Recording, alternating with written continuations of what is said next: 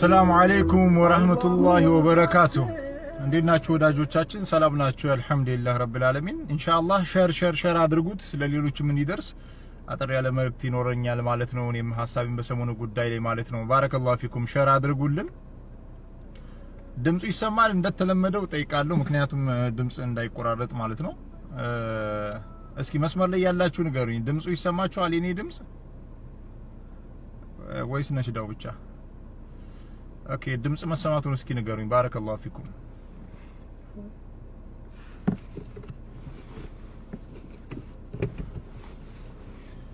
ኦኬ ድምጹ ይሰማል? ሼር አድርጉት እስኪ ሌሎችም ይግቡ።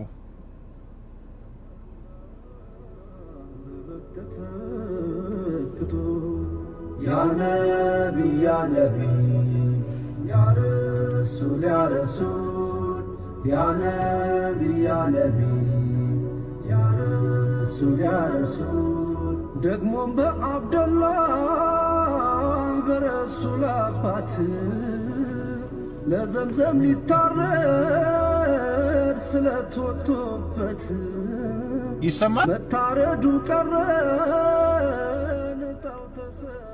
ኦኬሽ ጅህልና ንረታ ሙሐመድን ይዞ እሱም ነፃ ወጣ መቶ ግመል ታርዶ እኛም ነፃ ወጣን ሙሐመድ ተወልዶ የእስማኤል የአብደላህ የሁለት እርድ ልጅ የፋጡማ አባት የሚትያሚና ልጅ። ሰላሙ አለይኩም ወራህመቱላሂ ወበረካቱ። ወዳጆቻችን እንደምን አላችሁ? ሰላም ናችሁ? አልহামዱሊላህ። በያላችሁበት የአላህ ሰላሙ ዝነቱ ይስፈንባችሁ። እንዴት ናችሁ? አልহামዱሊላህ ረብል ዓለሚን። ኢድ አልአድሃ እንዴት ነበር? አሪፍ ኢድ እንዳሳለፍን ሁላችንም ተስፋለን ኢንሻአላህ። መሳኪኖች የተዘየሩበት ዲን እንደሆነ ተስፋለን ኢንሻአላህ። ከሰሞኑ ማህበረ ቅዱሳን ወይም ደግሞ ማህበረ እርኩሳን ያስተላለፉትን የተንኮል መልእክት አስመልክቶ ሀገር ከመፍረሱ በፊት መንግስት እርምጃ ሊወስድ ይገባል የሚል መልእክት አለኝ። በነገራችን ላይ ማህበረ ቅዱሳን የሚለውን ማህበረ እርኩሳን የሚለውን በቅንፍ የተጠቀምኩት የኔ ቃል አይደለም። ራሳቸው አማኞቹ ማህበር ውስጥ ለተሰበሰቡት ሰዎች የሰጧቸው እንትን ነው፣ ምንድነው መጠሪያ ነው ማለት ነው። አንዳንድ የሚቀባጥሩትን ከዚህ ካሁኑ ብሎክ እያረኩ ነው ማሰናበታቸው፣ እዚህ ውስጥ አይቆዩም። ስለዚህ ማህበረ እርኩሳን የሚባሉት እኔ አይደለሁም የሰጠኋቸው። እንትኑን ኖርማሊ የእምነቱ ተከታዮች ናቸው ማህበረ እርኩሳን ብለው ነው የሚገልጿቸው። ተንኮላቸው በጣም ከባድ ስለሆነ የእምነቱ ተከታዮች ራሱ እንትን አይሏቸው፣ ኖርማሊ አይደግፏቸው ወይም ደግሞ ብዙ ጊዜ ይቃወሟቸዋል። ስለዚህ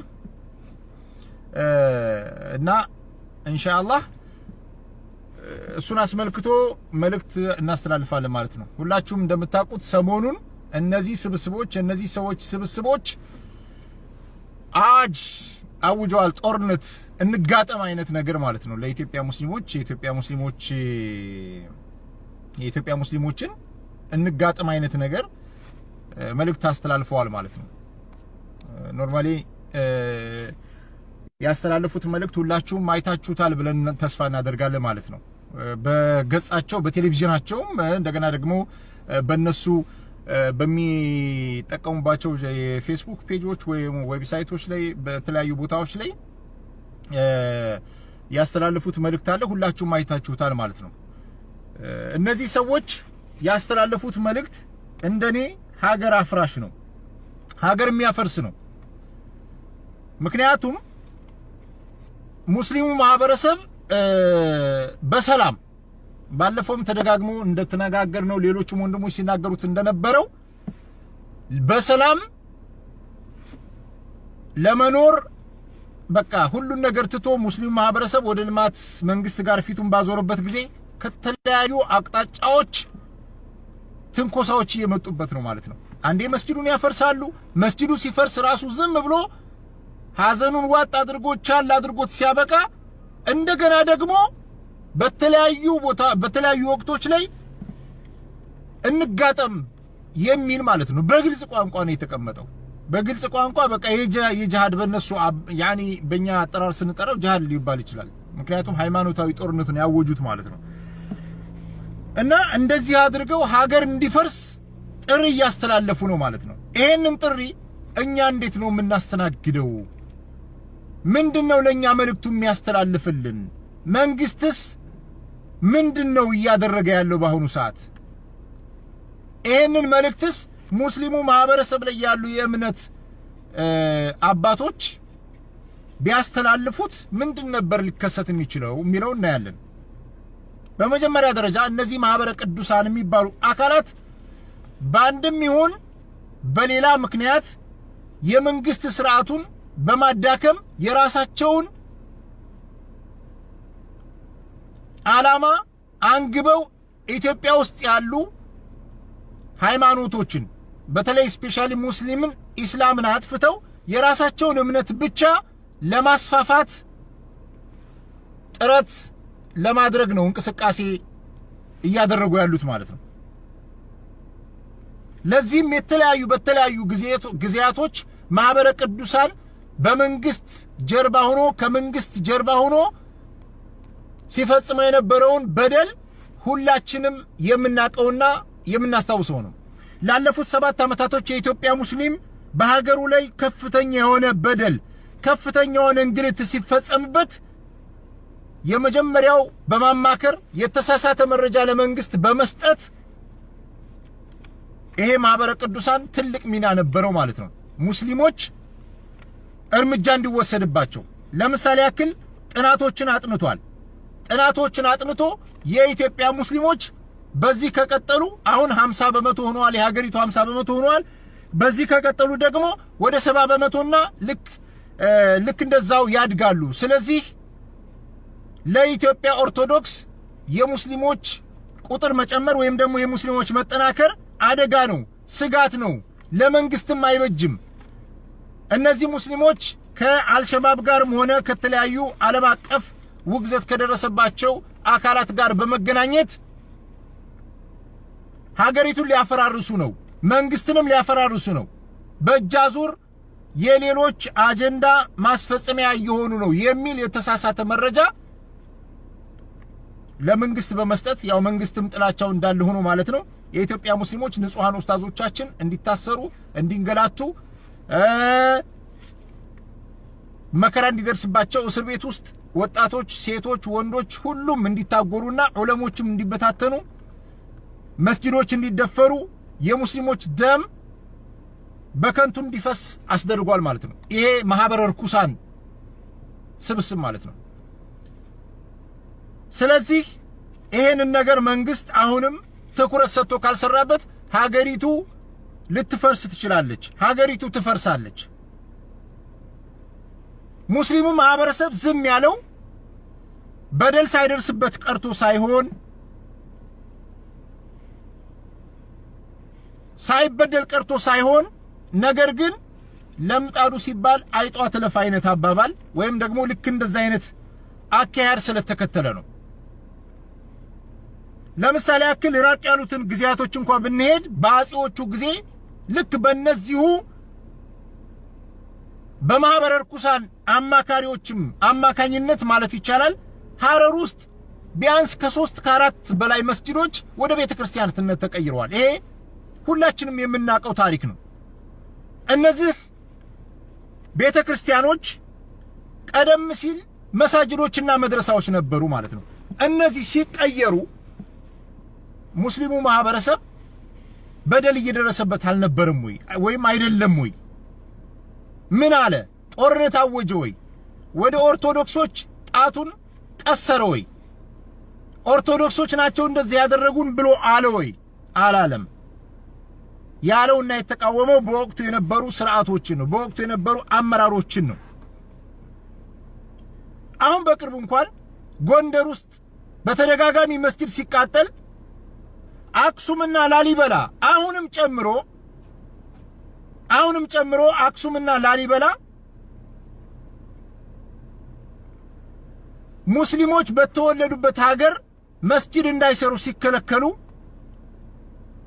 መስጂድ እንዳይሰሩ ሲከለከሉ በተለይ አክሱም የመቀበሪያ ቦታ እንኳን ሲነፈጉ ይሄ ማህበረ ርኩሳን ምንም የተናገረው ነገር የለም። ተበደልን ብሎ አላለም። አሁን በቅርቡ በተለያዩ አካባቢዎች የደረሱ የሀገሪቱን ለውጥ ተከትሎ የደረሱ ግጭቶች የተፈጠሩ ግጭቶች አሉ። በእነዚያ ግጭቶች ቤተክርስቲያን ተቃጥሏል። ቤተክርስቲያን መቃጠሉን እኛ አንደግፍም። የእምነት ተቋም ነው። ማንኛውም የእምነት ተቋም መቃጠል የለበትም። ግን ቤተክርስቲያን ብቻ ነው ወይ የተቃጠለው? እዚህ የወጡ የሚናገሩት አወናባጅ ሌባ ቄሶች፣ የማህበረ ርኩሳን ውሾች ይሄንን አያውቁም ወይ? መስጂድ መቃጠሉን አያውቁም ወይ? ጅጅጋ ውስጥም እኮ መስጂድ ተቃጥሏል። ቤተክርስቲያን ብቻ አይደለም። ሰሞኑን ሀዲያ አካባቢ የተፈጠሩ ግጭቶች ላይ መስጂዶች ተቃጥሏል። መስጂድ ተቃጥሏል። ቤተክርስቲያንም ተቃጥሏል። እነሱ ግን እየመዘዙ የሚያወጡት ለነሱ ፕሮፓጋንዳ የሚያመቻቸውን መንግስትን እናዳክምበታለን ብለው የሚያስቡበትን አጀንዳ ብቻ ነው የሚስቡት ማለት ነው። ይሄ ምንድነው?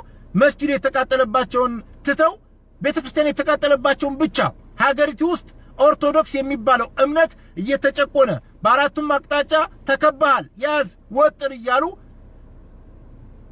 ክርስቲያኑ ማህበረሰብ በማንቀሳቀስ ሁከት እንዲፈጠር በማድረግ ቀደም ሲል ያልተሳካላቸውን የስልጣን ጥማታቸውን አሁን እንደገና በስውር መተው ለመቆጣጠር እኛ ስልጣንን ካልተቆጣጠርን ሀገሪቱ ሰላም መሆን የለባትም፣ ሀገሪቱ መበጥበጥ አለባት፣ ሀገሪቱ መንኮታኮት አለባት፣ ማዕከላዊ መንግስት መዳከም አለበት ብለው የተለያዩ ዘመቻዎችን አድርገዋል። ውጭ ሀገር በሚገኙ እንደነ ማነው ዘመድኩን ነው ምናምን የተባለው ሰው በእነሱ አማካይነት በሌሎችም አማካይነት በርካታ መልእክቶችን እያስተላለፉ ነበር። አሁን ደግሞ ዓለም በሚከታተለው የቴሌቪዥን ጣቢያቸው ተነስተው ሙስሊሙ ማህበረሰብ የእውነት የኢልም አባቶች መሻይኾቻችን ወጥተው ሙስሊሙ ማውገዝ አለበት የሚል እብሪት የሚል ተንኮል ያኒ ማለት ንቄት ነው የተናገሩት ማለት ነው። እኛ ደግሞ እንላቸዋለን የኛ ዑለሞች በጣም ብዙ ስራ አለባቸው። ለናንተ ተልካሻ ክስና ወቀሳ ወጥተው መልእክት አያስተላልፉም። እኛ እንነግራችኋለን ማህበረ ርኩሳን ሆይ እናንተ ቆሻሾች ናችሁ። እኛ ጣታችንን የምንቀስረው አሁንም ኦርቶዶክስ ላይ ሳይሆን እናንተ ማህበረ ርኩሳን ላይ ነው። ማህበረ ርኩሳን ናችሁ የተሰባሰባችሁት በእጅ አዙር በሀገር አንድነት ስም የአንዱን ሀገር የአንዱን እምነት ጨፍልቃችሁ ሌሎችን ብሔር ብሔረሰቦች ጨፍልቃችሁ የናንተን ብሔር የናንተን አመለካከት የናንተን እምነት ብቻ በሀገሪቱ ላይ ልትጭኑ ነው የፈለጋችሁት። ይሄ ግን አይሳካም። ቀደም ሲል ያጣችሁትን ስልጣን አሁን በግርግርና በሁከት እናገኛለን ብላችሁ ካሰባችሁ አይሳካም እንጂ እንደናንተ ስራ ቢሆን እንደናንተ አዋጅ ቢሆን ሙስሊሙ ማህበረሰብም አዋጅ እየተነገረብን ነው፣ ጦርነት እየታወጀብን ነው ብሎ ይነሳ ነበር።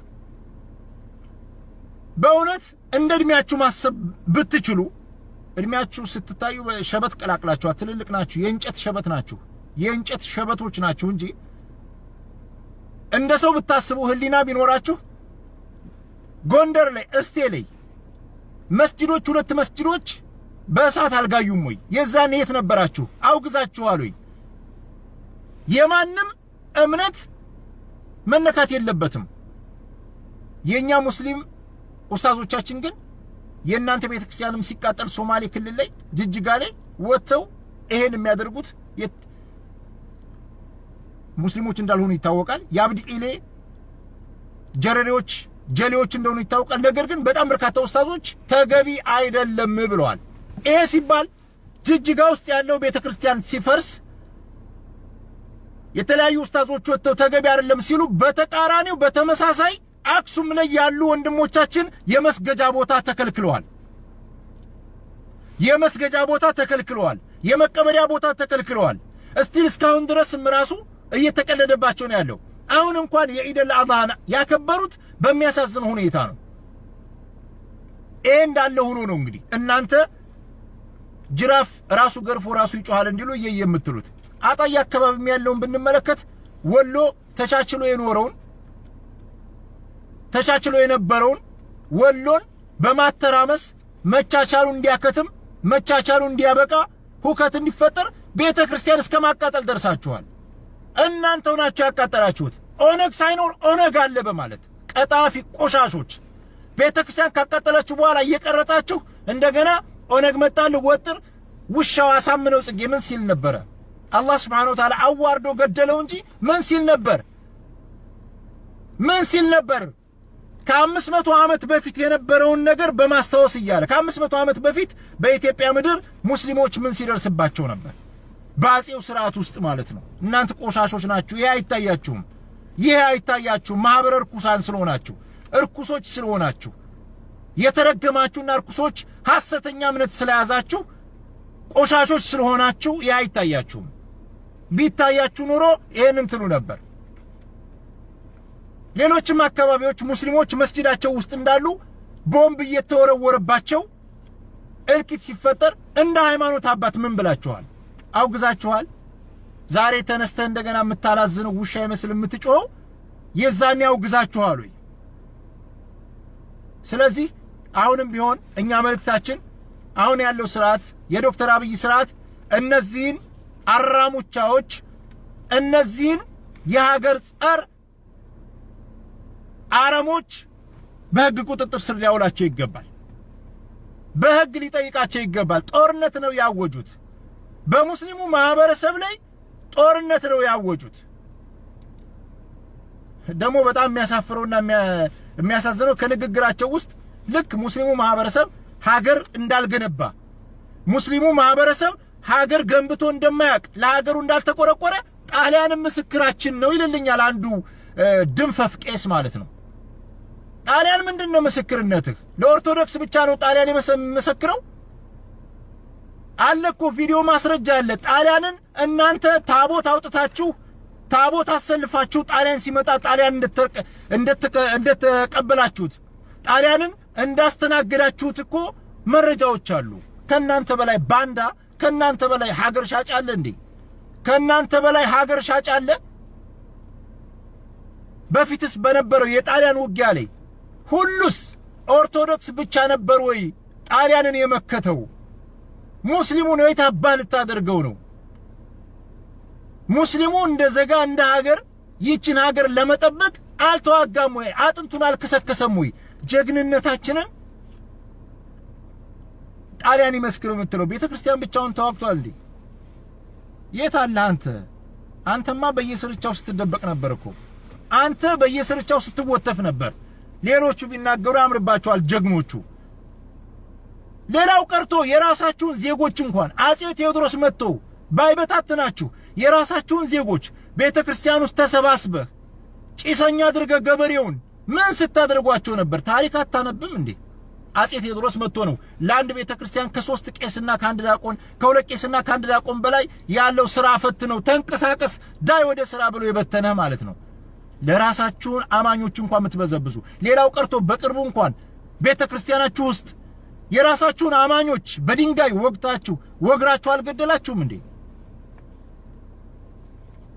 እንደ ሀገር ጠባቂ እንደ ሀገር ኩራት ራሳችሁን የምትገልጹት የኛን ጀግንነት ትላላችሁ እንዴ? የትኛው ጀግንነታችሁ ነው?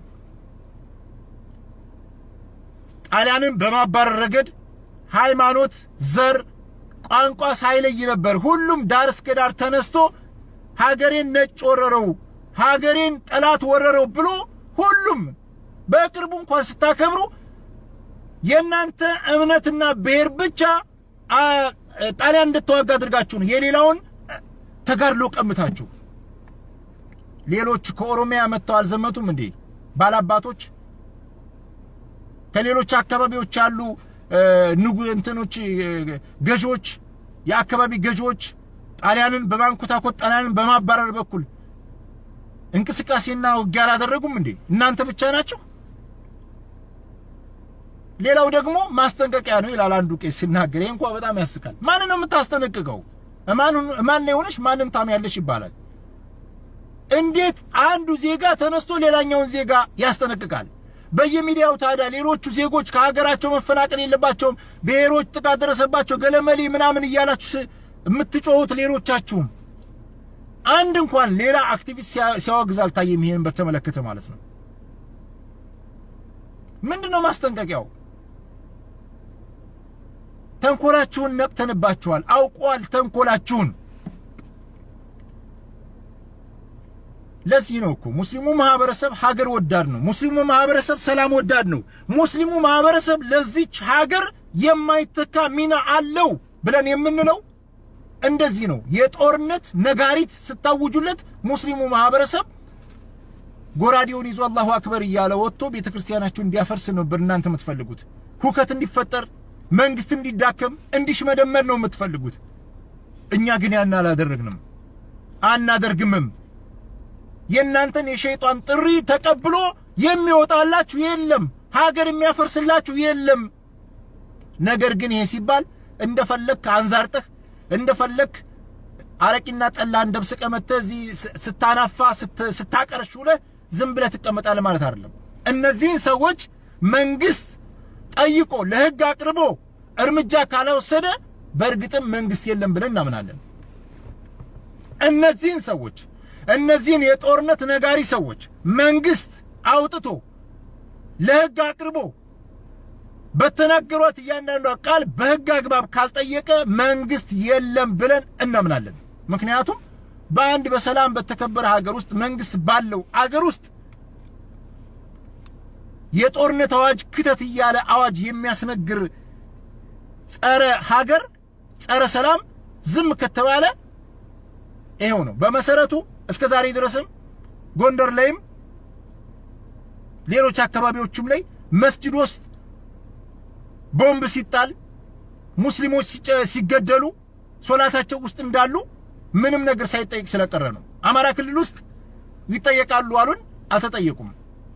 በቅርቡ አዲስ አበባ ውስጥ መስጂድ ያፈረሱ አካላት በህግ ቁጥጥር ስር ተይዘዋል ተብሏል። እናያለን። እስኪ ለህግ ይቀርባሉ አይቀርቡም እናያለን። የሙስሊሙ ማህበረሰብ ተቋም ሲነካ ሶማሌ ላይ ለምሳሌ ያክል መስጂድ ማን ነው ቤተክርስቲያን ተቃጠላል። ማን ያቃጠለው? የአብዲ ኢሌ ጀረሪዎች ናቸው። የአብዲ ኢሌና ህወሓት ያደራጃቸው ሽፍቶች ናቸው። ይሄንን እኮ ህዝቡ አምኖበት የሶማሌ ክልል ፕሬዝዳንት ሙስጠፌ ሙስሊም እኮ ነው። ለምን አታወግዘውም? ለምን ካባ ሸለምከው? ሙስጠፌን ለምን ሸለምከው? በቅርቡ በመንግስት ወጪ አውጥቶ ምርጥና በቃ በጣም ደስ የሚል ግንባታ ገንብቶ ቤተክርስቲያን ሲያስረክብ ካባ አላለበስከውም እንዴ? ሙስጠፌ እኮ ሙስሊም ነው። ሌላውን ተውት። ጅማ ላይ፣ ሶማሌ ላይ፣ አፋር ላይ፣ ሐረርጌ ላይ በጣም በርካታ አካባቢዎች 100% ሙስሊም ያለበት ሀገር ላይ አንተ ለስራ አጋጣሚ ለንግድ አጋጣሚ ለተለያዩ ምክንያቶች ስትመጣ ቤተክርስቲያን አትሰራም ተብሏል። ቤተክርስቲያን ሰርታችሁ እኮ እንድትኖሩ ይሄ ሚስኪን ሙስሊም ማህበረሰብ ፈቅዶላችኋል። በምን ስሌት ነው ሶማሌ ላይ ቤተክርስቲያን የምትሰራው? አንተ መቻቻል ከሌለ ችለን ነው የምንኖረው። ባንችላችሁ ኖሮ ሶማሌ ላይ እንዴት ቤተክርስቲያን ይሰራል? ሙሉ በሙሉ 100% ሙስሊም ያለበት አካባቢ። ምክንያቱም ማን ነው ነገር ግን ኢትዮጵያ ውስጥ በማንኛውም አካባቢ ማንኛውም ዜጋ ተንቀሳቅሶ የመስራት መብት አለው በሚለው መሰረት ሙስሊሙ ማህበረሰብ ስትመጡ ተቀብሏችሁ ቤተክርስቲያን ሰርቶላችሁ ስትነግዱ አብሯችሁ ነግዶ በሰላም እየተኖራችሁ ነው። አፋር ውስጥ ሂድ።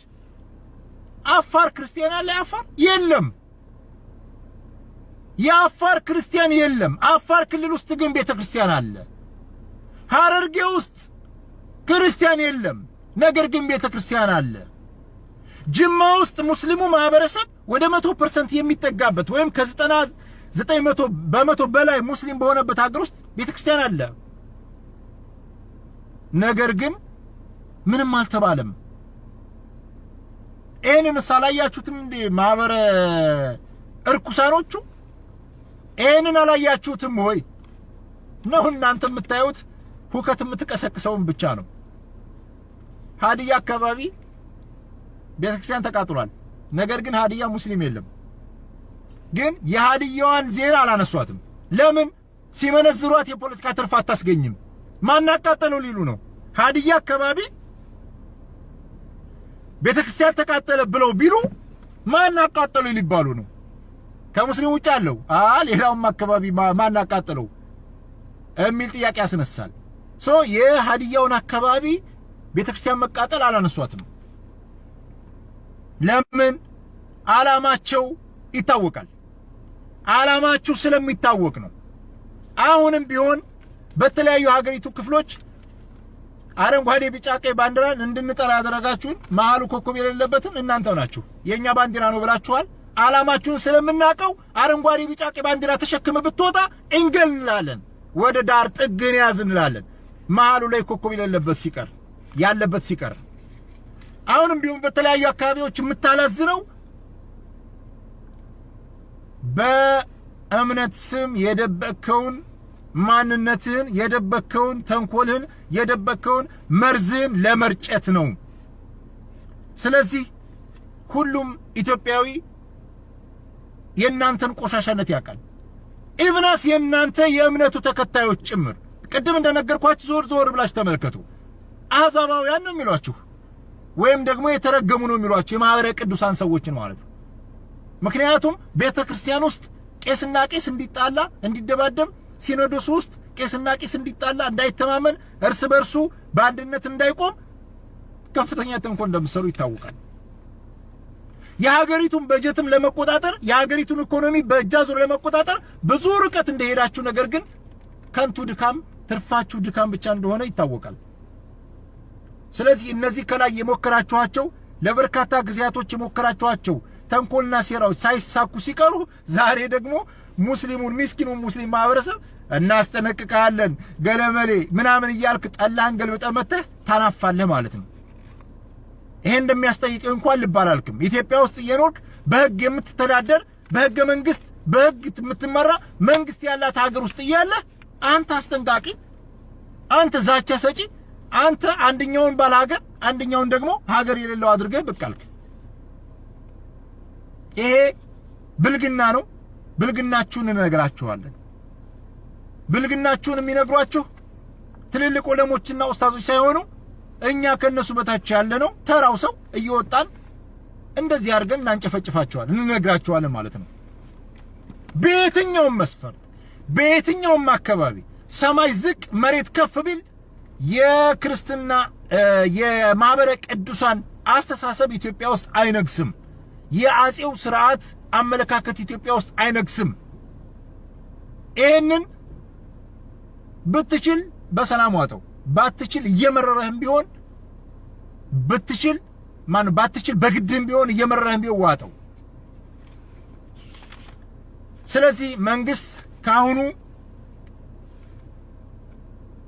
ልብ ሊል ይገባል። እነዚህን የሀገር ጠንቆች፣ ሀገር አፍራሾች፣ ተንኮለኞች፣ መርዘኞች፣ እርኩሳኖች አንድ ሊላቸው ይገባል። በህግ ሊጠይቃቸው ይገባል። ሙስሊሙ ማህበረሰብም ይሄንን ጉዳይ መንቃት አለበት፣ በንቃት መከታተል አለበት። ምንድነው እየተሸረበልህ ያለው? እነ ዘመርኩም በቀለ በፌስቡክ እየነገሩ ያሉት ነገር ማህበረ ቅዱሳን ደግሞ ዛሬ በአካል ነግሯል። ሙስሊም ሆይ ንቃ፣ ተደራጅ፣ ተመካከር፣ ስለ ዲንህ አንድ ሁን። ተመልከት፣ እነሱ ራሳቸው በድለውም ራሳቸውም በደል አድርሰውም ጅራፍ ራሱ ገርፎ ራሱ ይጮሃል እንደሚባለው አንተን ወንጀለኛ፣ የሀገር ጸር፣ የወገን ጸር፣ የሰላም ጸር አድርገው እያቀረቡህ ነው። ሙስሊሙ ማህበረሰብ ሆይ ልትነቃ ይገባል።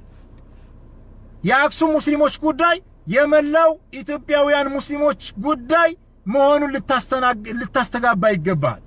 አክሱም ላይ እንዳይቀበሩ የተከለከሉት ወንድሞችህ፣ እናቶችህ፣ አባቶችህ ያንተው አንድ አካልህ ናቸው። ረሱል ሰለላሁ ዐለይሂ ወሰለም አማኞች ልክ እንደ አንድ ሰውነት ወይም ደግሞ ተደራራቢ ግንብ እንደማለት ናቸው። አንዱ ሲፈርስ ግንቡ ይፈርሳል። አንዱ የሰውነት አካል ብትነካ ሰላም አታድርም። ላሊበላ ላይ አክሱም ላይ ያሉ ሙስሊም ወንድሞቻችን እየተንገላቱ ነው። ለነሱ ድምጽ የመሆን ለነሱ የመታገል ግዴታ አለብን። ስለዚህ በየቦታው ሙስሊም ማህበረሰብ ሊደራጅ ይገባል፣ ሊነጋገር ይገባል። ምንድነው ያዘሉልህ? ምንድነው እነዚህ ማህበረ ቅዱሳን ማህበረ እርኩሳን ሊነግሩ የፈለጉት ነገር ምንድነው? ቀደም ባሉ ጊዜያቶች ኢትዮጵያ የክርስቲያን ደሴት ናት ሲሉ ነበር። ያ ነገር ተቃውሞ ሲገጥማቸው ወሊላሂ ልሐምድ ሲከሽፍባቸው አሁን ደግሞ ዞር ብለው መጥተው ጣሊያን ይመሰክርልናል የኛን ጀግንነት እያሉ ነው። እነሱ ብቻቸውን ታግለው ነው ወይ ሀገሪቱን ከጣሊያን ነፃ ያወጧት? እንደውም እኮ ይነገርን ካሉ እነሱ የሚያመልኩት ማለት ይቻላል አፄ ኃይለ ሥላሴ ሐረር ውስጥ መሳጅዶቻችንና መድረሳዎችን ወደ ቤተ ክርስቲያን የቀየረው አካል ጣሊያን ሲመጣ ፈርጥጦ ጠፍቷል። ጣሊያን ሲመጣ እና አብዲሳ አጋ የመሳሰሉ ጀግኖች ሲታገሉ እሱ ፈርጥጦ ጠፍቷል። 5 ዓመት ጠፍቷል ከሀገሪቱ ውስጥ። ይሄንን ነው ጀግንነት ብላችሁ የምትነግሩን? ይመስክር ትሉናላችሁ? ሁሉም ዳር እስከ ዳር የኢትዮጵያ ቋንቋ፣ እምነት፣ ዘር ምናምን ገለመሌ ሳይለየው ነው ሁሉም በአንድነት ወጥቶ ኢትዮጵያን የታደጋት ማለት ነው። ስለዚህ ሙስሊሙ ማህበረሰብ አሁን ሊነቃ ይገባል፣ ሊመካከር ይገባል፣ በየቦታው ልትነጋገር ይገባል። ሙስሊም ሆይ እስከ ዛሬ ድረስ እነዚህ ማህበረ ርኩሳን ከመንግስት ጀርባ ሆነው መድረሳ እንዳትሰራ፣ መድረሳዎች እንዲታገዱ፣ ባንክ እንዳትከፍት፣ መብት እንዳይከበር፣ እንድትታሰር፣ እንድትገደል ሴራ ሲጎነጉኑብህ ነበር እነዚህ ማህበረ ርኩሳን። በቅርቡ እንኳን ተመልከቱ ደሴ ላይ ያ የማህበረ ርኩሳን አባል የሆነ አንድ ቄስ የተናገረውን ሙስሊሞች ለምንድን ነው ባንክ የሚፈቀድላቸው ብሎ የተናገረው የሚረሳ አይደለም። ልብ በል እያንዳንዷ በየትኛውም ቦታ በየትኛውም አካባቢ የሚናገሯት ጸረ ሙስሊም ንግግራቸው ቢመቻቸው በተግባር ለማዋል ቢመቻቸው አንተን ሌሊት መጥተው ቤት ለማረድ ቢመቻቸው ንብረትን ለመዝረፍ ቢመቻቸው መስጂድን ወደ ቤተ ክርስቲያንነት ለመቀየር ቢመቻቸው ከሀገር ጠራርገው ለማጥፋት አይመለሱም። የዘፈን ዳርዳሩ እስክታ ነው ይላል የሀገራችን ሰው። የዘፈን ዳርዳሩ እስክታ ነው። ሊያደርጉ የፈለጉትን ነገር እየነገሩ ነው። ሊፈጽሙ የፈለጉትን ነገር ጊዜ ቢመቻቸው ማድረግ የሚፈልጉትን ነገር እየነገሩ ነው። አህመዲን ጀበል ታሪክን እንድታውቅ ታሪክ ስለጻፈ መጽሐፍ ስለጻፈ ምን አይነት ውግዘት ምን አይነት ተንኮል እንዳሰሩበት እስር ቤት ውስጥ ጭምር እንዲንገላታ እስር ቤት ውስጥ ጭምር መከራ እንዲደርስበት እንዳደረጉት አይተሃል። ይሄንን እያየህ እንቅልፍ ይወስደኛል እተኛለሁ ብለህ ካልክ የራስህ ምርጫ ነው። አንተም ተደፍረህ ዲንም ተደፍሮ ክብርህም ተደፍሮ ተዋርደህ ታልፋለህ ይህች ምድር። ስለዚህ ይሄንን ነገር ልብ ማለት አለብን። አሁንም ቢሆን መስጂድ ያፈረሱ አካሎች አዲስ አበባ ላይ በቁጥጥር ስር ውለዋል ተብሏል።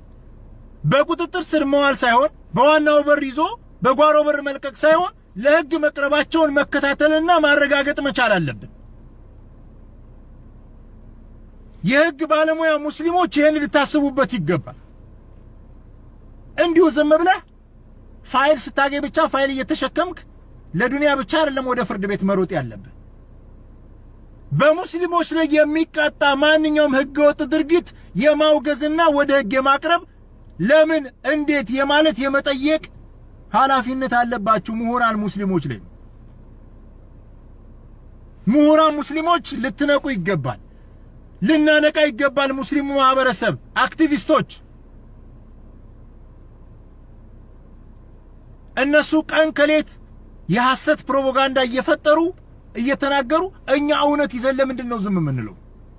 እውነት እኛ ጋር ሆኖ ለምንድን ነው ዝም የምንለው? አዋጅ ሲታወጅብህ የጦርነት ነጋሪት ሲመታብህ ዝም ማለት የለብህም። ባገኘው አጋጣሚ ማውገዝ፣ ማጋለጥ፣ ሐቁ መናገር መቻል አለብህ። ስለዚህ አሁንም ቢሆን ማህበረ ርኩሳን ሆይ ተንኮላችሁ ሀገር ያፈርሳልና ቆም ብላችሁ አስቡ። ሀገር ከፈረሰች ደግሞ ግማሽ ኑሮ ግማሽ የለም አይደል? ሀገር ከፈረሰ የሚጎዳው ሁሉም ነው። በሀገር ላይ በወገን ላይ በህዝብ ላይ ጦርነት ነጋሪት ማወጅ በኋላ የጫረ ይሞቃል። እሳቷን የጫረ ይሞቃል። እሳት ጭሬ ዞር ላሉ የለም። እሳት ከጫርክ ትሞቃለህ። ይሄ እንዳይሆን ከወዲሁ ልብ በሉ። መንግስትም ሊያስብበት ይገባል። ሂሳብ ማወራረድ ካለብን እንደውም ሂሳብ የምናወራረደው እኛ ነን። የተቀሙ መሳጅዶቻችን ይመለሱ፣ ወደ ቤተክርስቲያንነት የተቀየሩ መሳጅዶቻችን ለምን እያል ጧት ማታ ማላዘን፣ ጧት ማታ ሽብር መናገር ያለብን እኛ ነን። እንደ እውነቱ ከሆነ ማለት ነው። አንተ የትኛው መስጂድ ቤተክርስቲያን ነው ወደ መስጂድ የተቀየረብህ? ተቃጠለ ትላለህ። ራስህ አርከፍክፈህ አቃጥለህ ቪዲዮ እየቀረጽክ ስታበቃ እንደገና መስጂድ ቤተክርስቲያን ተቃጠለብን ብለህ ትወጣለህ እንዴ? ስለዚህ አያዋጣም፣ አይበጅም። መንግስት ቆም ብሎ ሊያስብ ይገባል። ማህበረ ርኩሳን አሁንም ደግመዋለሁ፣ ማህበረ ርኩሳን የያዛችሁት መንገድ የያዛችሁት ጉዞ የጥፋትና የእልቂት ነው። አንድ ወገን ብቻውን የሚጎዳበት የሚጠቀምበት አይደለም። እንደዚህ ያለ እሳት ከተለኮሰ የሚፈጀው ሁሉንም ነው።